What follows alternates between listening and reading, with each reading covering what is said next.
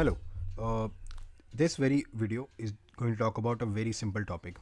The topic is कि what if you're not good at class 12 board exams, you're not preparing good or you're not prepared yet good for the chemistry board exam, the upcoming board exam of 2026. ठीक है, मान लेते हैं कि आपने pre board दिया है और आपका जो प्री बोर्ड है वो बहुत बेकार गया है. ठीक है, आप उसमें बेयरली पास हो रहे हैं या आपका स्कूल आपको थर्ड प्री बोर्ड के लिए बुला रहा है और वो आपको दिख रहा है कि now you are sitting it almost at second week of January और 28 ऑफ फेब को आपका केमिस्ट्री का एग्ज़ाम है. तो आप उसके लिए प्रिपेयर कैसे करोगे? ठीक है, ये बहुत कॉमन डाउट है. उसके दो तीन रीज़न होते हैं. एक रीज़न ये होता है कि लोग पूरे साल मैथमेटिक्स और फिजिक्स पे बहुत ध्यान देते हैं और लास्ट में समझ में आता है केमिस्ट्री समझ में नहीं आ रही है. बहुत लंबे टाइम तक आप केमिस्ट्री का ऐसे ट्रीट करते हो कि हम एक दिन पढ़ेंगे, 2 दिन पढ़ेंगे और हो जाएगा. और बहुत बार लोग ये बात भी बोलते हैं, जो कि सही भी है, कि जो क्लास 12th की केमिस्ट्री है वो क्लास 11th की केमिस्ट्री से थोड़ी आसान है कवर करने के हिसाब से. ठीक है, in this very 15 minute session हम डिस्कस करेंगे कि 12th क्लास की केमिस्ट्री किस किस से बनी है, आप उसे कैसे रिवाइज़ करोगे और आपका प्लान क्या होना चाहिए फॉर नेक्स्ट 40 और डेज़. ठीक है, जिसमें आप बेस्ट स्कोर कर सकते हो. बहुत सिंपल है. पहले हम ये समझेंगे कि हमारे पास जो 70 मार्क्स हैं वो डिवाइड कैसे होते हैं. तो हमारे 70 मार्क्स डिवाइड होते हैं 3 सेक्शन में. फिजिकल केमिस्ट्री में आते हैं 3 चैप्टर, चैप्टर 1, चैप्टर 2, चैप्टर 3. इनकी वेटिंग है 7, 9 और 7, ऐसे इनकी कुछ वेटेज है. ये कलेक्टिवली 23 मार्क्स का बनता है. ठीक है, ये मार्क्स बहुत इंपॉर्टेंट रहने वाले कॉन्वर्जेशन के लिए, ध्यान रखेंगे. फिर हमारे पास है इनऑर्गेनिक केमिस्ट्री.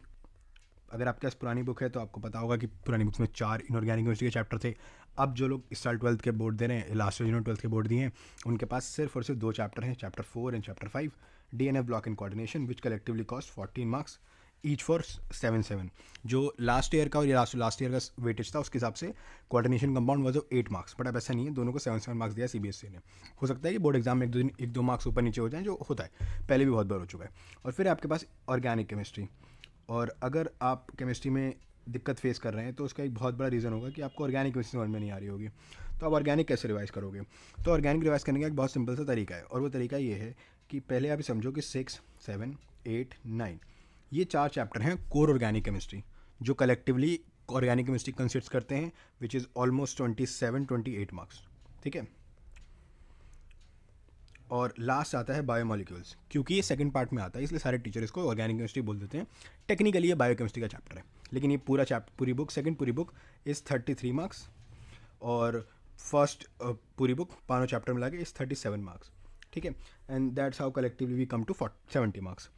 अब मैं आपको ये बताऊंगा कि आपको रिवाइज करना कैसे है.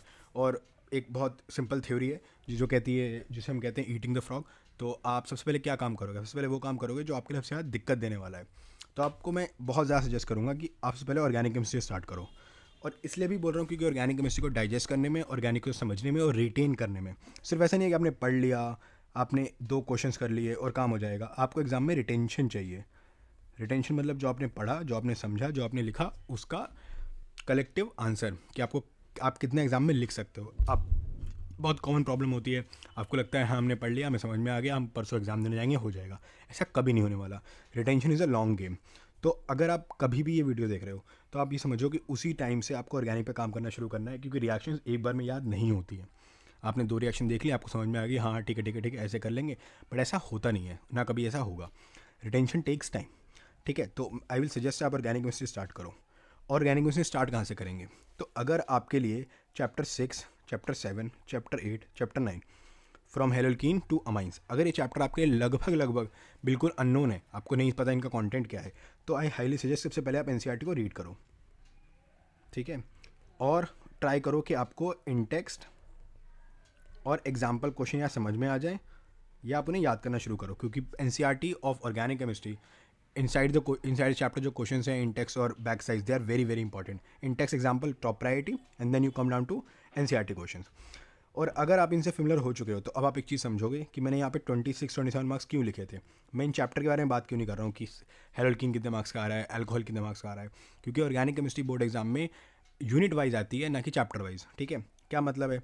ये जो 4 चैप्टर हैं इसको आप एक यूनिट मानिए, और यूनिट से, इस पूरी की पूरी ऑर्गेनिक केमिस्ट्री यूनिट से वो आपसे सेक्शन वाइज क्वेश्चन पूछेंगे. सच एज आपसे एक क्वेश्चन पूछा जाएगा नॉमेनक्लेचर के बेस पे, तो आपको 2 से 3 मार्क्स का एक क्वेश्चन मिलेगा, या 2 क्वेश्चन 2 जगह पे मिलेंगे, और बोलेंगे इसका नॉमेनक्लेचर बताइए. अब क्योंकि CBSE बहुत सारे एसेशन रीजन देता है, MCQ देता है, तो हो सकता है वो MCQ में दे देगा आपको, एसेशन रीजन में दे देगा, लेकिन देगा ज़रूर 2-3 मार्क्स का. फिर जो सबसे कलेक्टिवली सबसे बड़ा सेक्शन है ऑर्गेनिक केमिस्ट्री का भी, वो है नेम रिएक्शंस, ठीक है।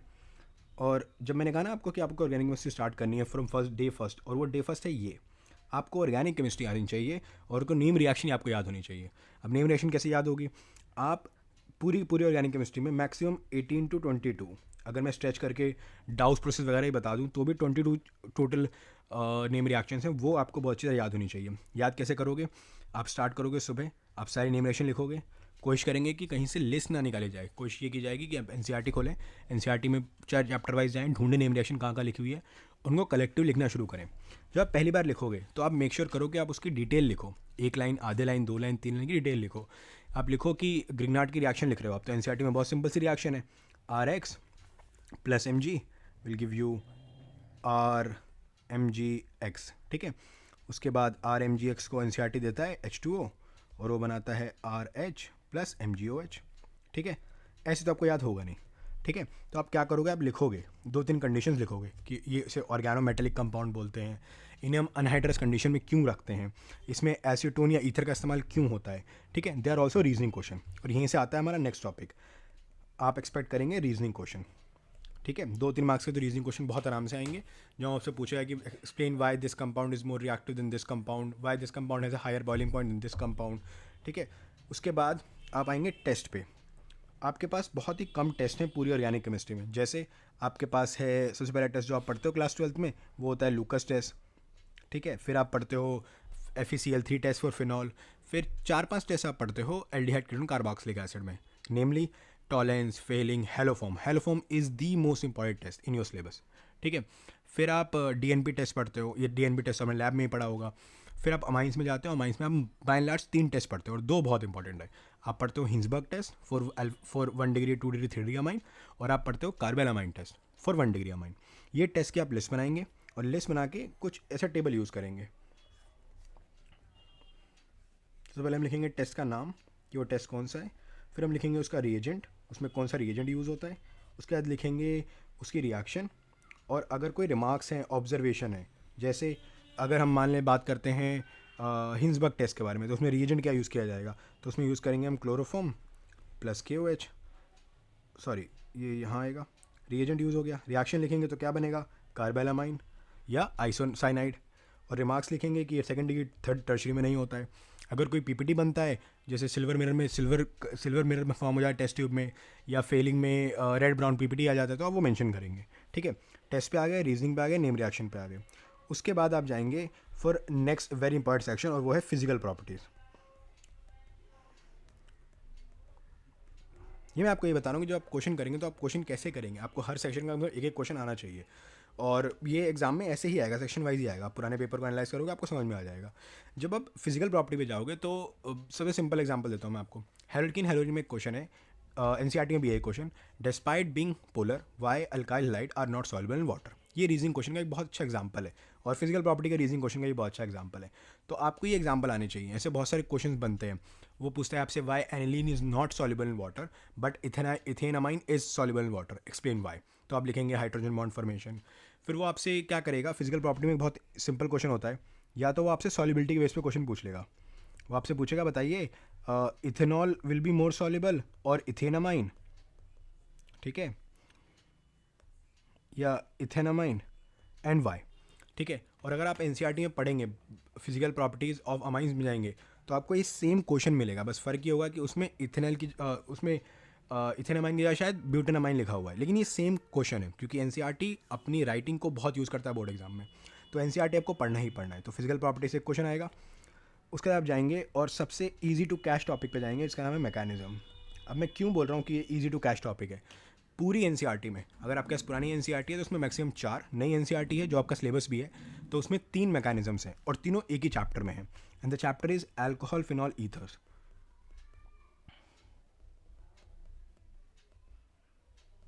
अगर आप अल्कोहल फिनॉल ईथर्स खोलेंगे तो उसमें आपको 3 मैकेनिज्म मिलेंगे। कहाँ कहाँ मिलेंगे हमको मैकेनिज्म, पहला मिलेगा हमको प्रिपरेशन ऑफ अल्कोहल में, दूसरा डिहाइड्रेशन ऑफ अल्कोहल में जिसमें एल्कीन बनता है, और तीसरा प्रिपरेशन ऑफ ईथर में। ईथर गलत लिख दिया मैंने, C2H5O, C2H5O, ठीक है, ये सेम 3 मैकेनिज्म्स हैं जो आपको याद होने चाहिए। ठीक है, अगर ये सब हम कर लेते हैं तो हम आएंगे holy grail of the organic chemistry chapter, and that is conversion. अगर आप नेम रिएक्शन से कंफर्म हो जाते हो तो आप कन्वर्जन पे आओगे। अब कन्वर्जन का मतलब ये नहीं है कि हमेशा एक बहुत ही कॉम्प्लेक्स क्वेश्चन होगा। अगर आप ट्रेंड देखोगे पिछले 4-5 साल का, तो 20 में बोर्ड का एग्ज़ाम नॉर्मल हुआ, 21 में बोर्ड का एग्ज़ाम हुआ ही नहीं, 23, 22, 23, 24, 25 और 26 का होने वाला एग्ज़ाम है। अगर आप देखोगे तो इनमें सिर्फ एक एग्ज़ाम ऐसा है जिसमें कन्वर्जन का क्वेश्चन एक्चुअली मुश्किल आया था। आमतौर पर कन्वर्जन के क्वेश्चन बहुत आसान आ रहे हैं। तो कन्वर्जन के क्वेश्चन जब आप नेम रिएक्शन से और रीजनिंग से कंप्लीट हो जाओगे तो आपको कन्वर्जन करना बड़ा आसान हो जाएगा। ठीक है, और आप जब कन्वर्जन स्टार्ट करें तो आई हाईली सजेस्ट कि जो हेलोल्किन का बैक साइज में क्वेश्चन है, मे बी 23 मे बी 21, जिसमें कुछ 20-21 सब क्वेश्चन दे रखे हैं, अगर आप वो कर लेते हो तो आप समझो आप कन्वर्जन बहुत अच्छा कर रहे हो। और एक और साइड है और वो है कंप्लीट द फॉलोइंग रिएक्शन। हालांकि वो पहले कवर हो जाता है क्योंकि सारे के सारे जो क्वेश्चन हैं नेम रिएक्शंस के, वो नेम रिएक्शन की फॉर्म में नहीं आएगा। एक क्वेश्चन तो डायरेक्ट आएगा कि राइट डाउन दिस रिएक्शंस, तो वो कोल्बे, रेमाटे, मार, फिंकलसन, स्वार्ट्स, कोई भी रिएक्शन हो सकती है। फिर वो क्या करते हैं कि जब उनके पास जगह नहीं बचती है नेम रिएक्शन पूछने के लिए, तो वो सेम नेम रिएक्शन को कंप्लीट द फॉलोइंग रिएक्शन में डाल देते हैं। अगर आप एल्डिहाइड कीटोन कार्बोक्सिल एसिड में जाओगे तो वहाँ पे आपको ये सेम चीज़ देखने को मिलेगी। क्या मिलेगा आपको देखने को वहाँ पे आपको देखने को मिलेगा कि जो कंप्लीट द फॉलोइंग रिएक्शन का क्वेश्चन है उसमें मेजोरिटी जो क्वेश्चन पूछे गए हैं वो एक्चुअली नेम रिएक्शंस के हैं या टेस्ट के हैं। तो ये वो सेक्शंस हैं जो ऑर्गेनिक केमिस्ट्री आपको आने चाहिए। ठीक है, इसकी आप लिस्ट बना लीजिए और आप इनको चेकलिस्ट कर सॉल्व कीजिए कि क्या आपको नोमेनक्लेचर अच्छी तरह आ रहा है, क्या आपको सारे मैकेनिज्म याद हो गए हैं, क्या आपको नेम रिएक्शन समझ में आनी शुरू हो गई है, क्या फिजिकल प्रॉपर्टी चारों चैप्टर की आपको समझ में आती है कि एल्डिहाइड कीटोन में हाइड्रोजन बॉन्ड क्यों नहीं बनेगा, अल्कोहल में क्यों बनता है। आप पढ़ोगे कि ईथर का पोलैरिटी कम क्यों होता है, अल्कोहल का बहुत ज़्यादा क्यों होता है। आप उसमें पढ़ोगे कि 3 डिग्री अमाइन वाटर सॉल्युबल नहीं होता है जबकि 1 डिग्री बहुत अच्छा होता है। तो आप इसके पे रीज़न पढ़ोगे और आपको समझ में आना सब शुरू हो जाएगा। तो मैं बार बार बोल रहा हूँ कि आप इन 4 चैप्टर को एक यूनिट मानिए। ऑर्गेनिक केमिस्ट्री कलेक्टिवली 26-27 मार्क्स की जो आएगी, 27 मार्क्स की आएगी। वो जो 26-27 मार्क्स की ऑर्गेनिक केमिस्ट्री है वो सेक्शन वाइज आएगी, चेक लिस्ट वाइज आएगी। ठीक है, कि एक क्वेश्चन इसका आएगा, एक क्वेश्चन इसका आएगा, इस क्वेश्चन इसका आएगा। अब ऐसा नहीं है कि मैं 100% सर्टेनिटी से बोल सकता हूँ, पर पिछले 15-20 साल का यही ट्रेंड है। ऑर्गेनिक केमिस्ट्री ऐसे ही पूछी जाती है। हर चैप्टर को उनकी कुछ प्रॉपर्टी के हिसाब से असाइन किया जाता है। मैं आपको एक एग्जांपल देता हूँ, ओवरवेलम नहीं करूँगा। एक ही चैप्टर है पूरी की पूरी बुक में जहाँ पर एक सर्टेन टाइम का मैकेनिज्म कोड किया हुआ है एनसीईआरटी ने, that is SN1 SN2। If you have time, if you have a book जिसमें ये सब मेंशन है, आप जाइए पिछले 10-15-20 साल तक। मैंने 12-13 साल पहले 12th पास की थी, तब भी ये सबसे इंपॉर्टेंट टॉपिक था, आज भी सबसे इंपॉर्टेंट टॉपिक है। अगर आप जाके देखोगे तो आपको दिखेगा कि ऐसा शायद ही कोई साल है जब 1 या 2 नंबर में SN1 SN2 नहीं आया है। और पिछले कुछ 3-4 साल से इट बिकेम अ ट्रेंड कि अब SN1 SN2 2 मार्कर आता है। अब वो है ही एक ही चैप्टर में तो उसी चैप्टर से आएगा। अब आपके पास मैकेनिज्म एक ही चैप्टर इसमें है अल्कोहल फिनोल ईथर में, तो वहीं से आएगा। सबसे high test aldehyde ketone carboxylic acid में है तो वहीं से आएगा, और वो भी haloform is the most important one. Basicity का क्वेश्चन अगर उनको पूछना तो एक ही चैप्टर है आपके पास और वो है अमाइंस।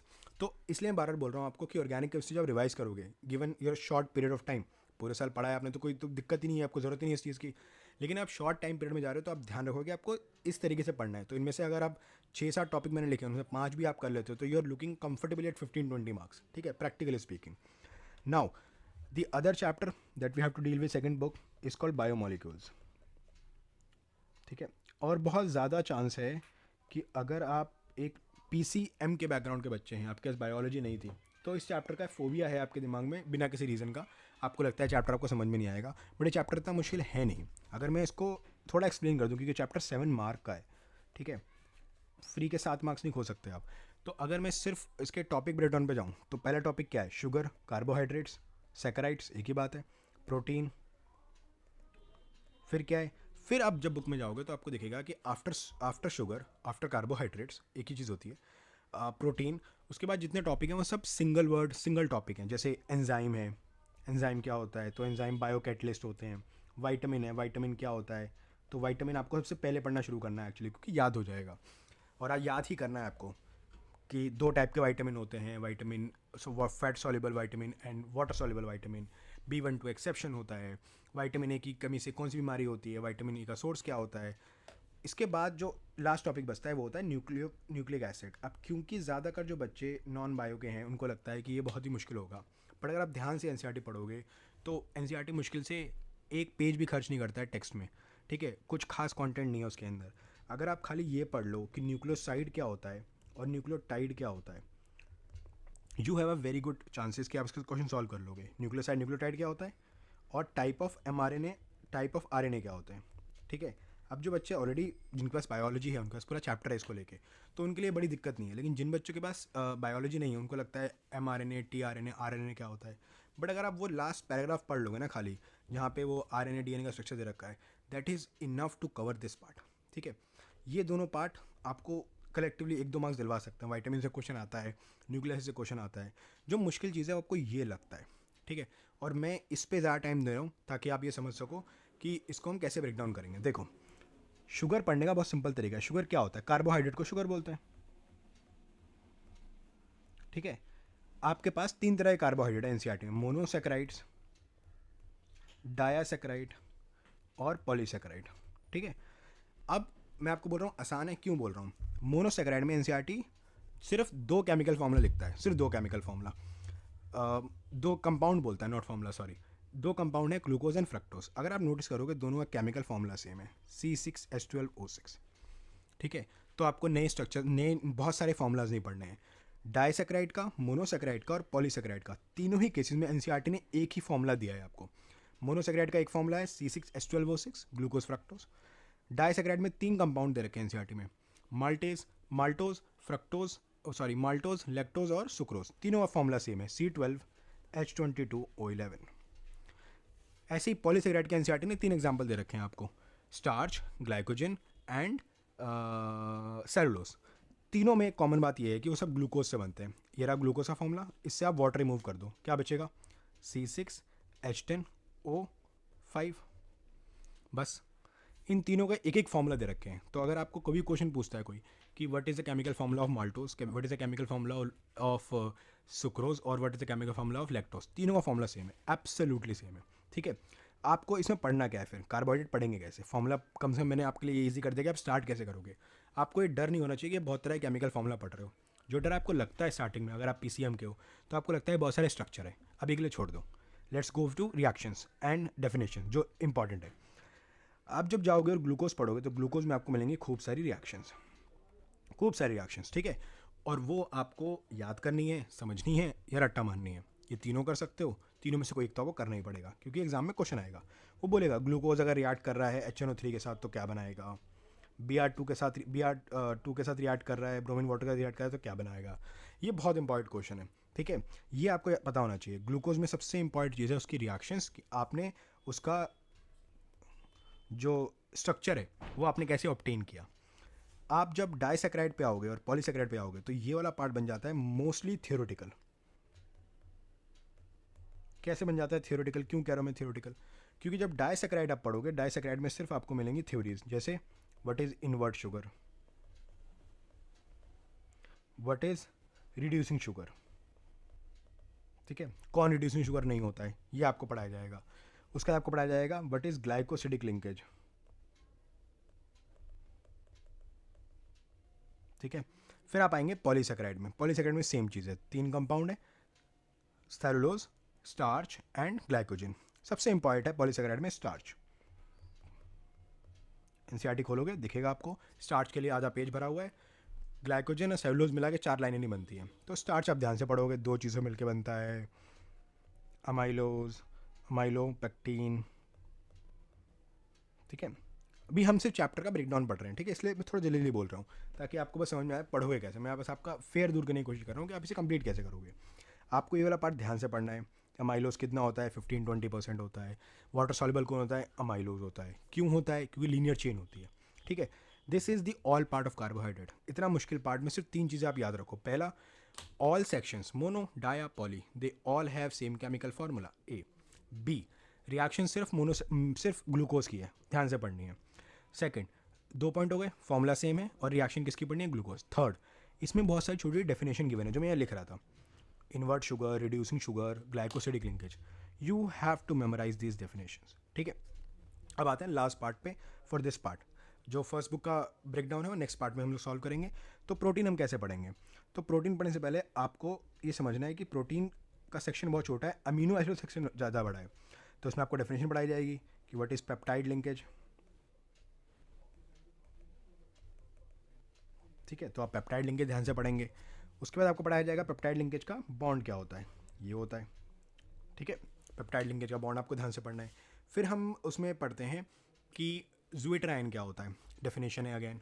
एसेंशियल नॉन एसेंशियल क्या होता है, जो हमारी बॉडी बना सकती है वो नॉन एसेंशियल है, जो बॉडी नहीं बना सकती वो एसेंशियल प्रोटीन है। दोनों के एक एक एग्जाम्पल याद रखने हैं। इसलिए मैंने कहा था आपको जब भी स्टार्ट करोगे तो ऑर्गेनिक केमिस्ट्री स्टार्ट करो, क्योंकि ये सबसे ज़्यादा टाइम टेकिंग है, थोड़ा कॉम्प्लेक्स है, ब्रेक होने में टाइम लगता है, एक दिन में ब्रेक नहीं होता। ठीक है, प्रोटीन बहुत सिंपल है। प्रोटीन तो अगर आप सब कुछ पढ़ने के बाद प्रोटीन पढ़ लोगे, जो ग्लोबुलर प्रोटीन है, तो आप याद कर लोगे, इसमें कोई बहुत मुश्किल काम नहीं है। ठीक है, तो ऐसे हम ये पूरा 27 मार्क्स को ब्रेक करते हैं। ये एक रफ आइडिया है कि आप कैसे आगे बढ़ोगे। अगर मैं या कोई भी आपको डे टू डे का आइडिया दे देगा तो उसमें आपकी क्रिएटिविटी इन्वॉल्व नहीं होगी, क्योंकि आप सिर्फ केमिस्ट्री नहीं पढ़ रहे हो, आप मैथ्स पढ़ रहे हो, फिजिक्स पढ़ रहे हो, बायो पढ़ रहे हो, कंप्यूटर साइंस पढ़ रहे हो, इंग्लिश पढ़ रहे हो, फिजिकल एजुकेशन पढ़ रहे हो। तो ये आपको मेंटेन करना है, वो कैसे कहाँ जाना है। बट मैं आपको ये समझा रहा हूँ कि आपको सुबह 2 घंटा और शाम को 1 घंटा निकाल लो, you have a very good chance to clear this exam with good intention. But rules are very simple. आपको एन पढ़नी है, आपको एन को रीड करना है, प्लस उसके नोट्स बनाने हैं, जितने छोटे हो सके, जितने ईजी हो सके। और आपको एन के इन टेक्स्ट और बैक साइज क्वेश्चन को प्रायोरिटी में सॉल्व करना है। ठीक है, इसको आप समझिए। मैं नेक्स्ट पार्ट में आपको समझाऊंगा फर्स्ट बुक को कैसे सॉल्व करना है। That is all for this session.